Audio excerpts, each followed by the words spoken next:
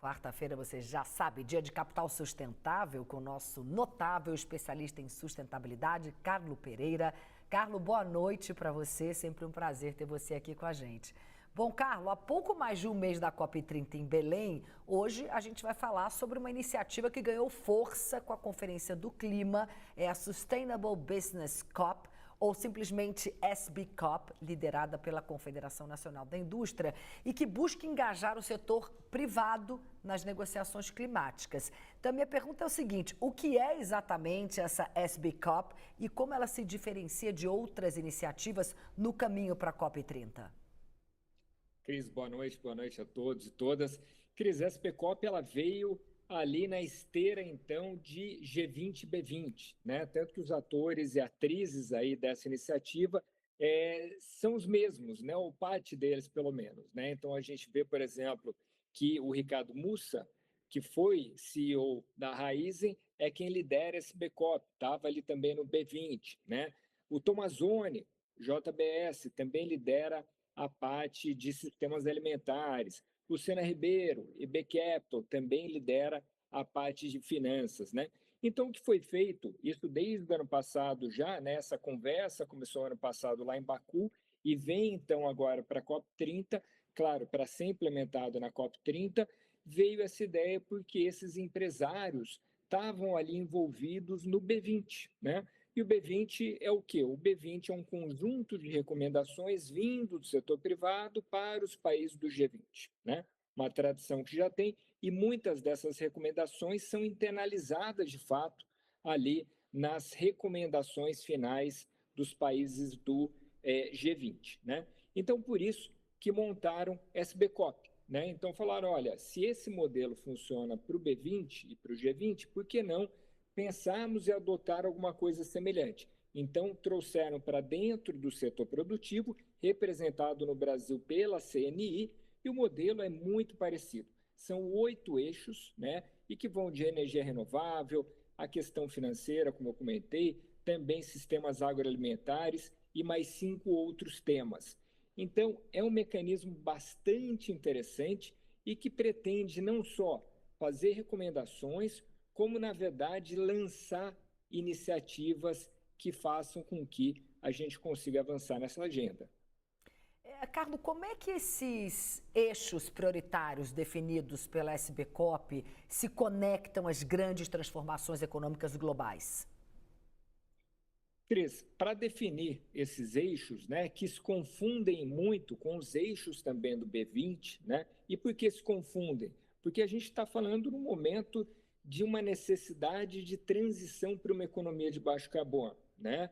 Então não tem muito segredo, né, Cris? A gente tem que pensar em quê? Em transição energética.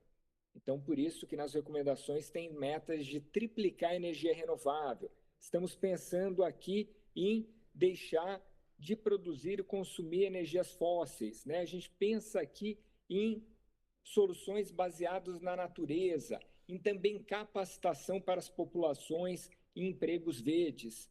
Então, esse conjunto de recomendações, eles servem para não só que sejam assumidos compromissos para o setor privado, isso é um ponto bastante importante, mas também que sirvam ali para a elaboração de políticas públicas.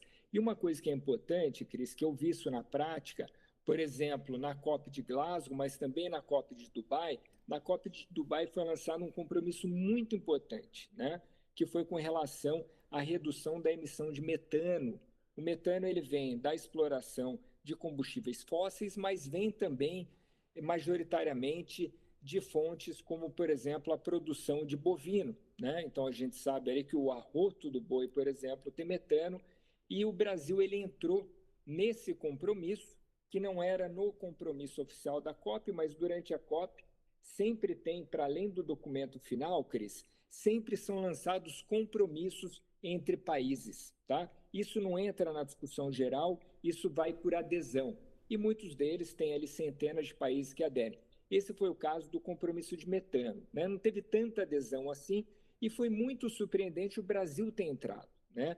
E o que a gente testemunhou ali, Cris, em Dubai? A gente testemunhou que o governo ele conseguiu aderir porque o setor privado falou, olha, vai em frente, que eu estou por aqui e eu assumo essa meta, né? Então, por isso que é de fundamental importância.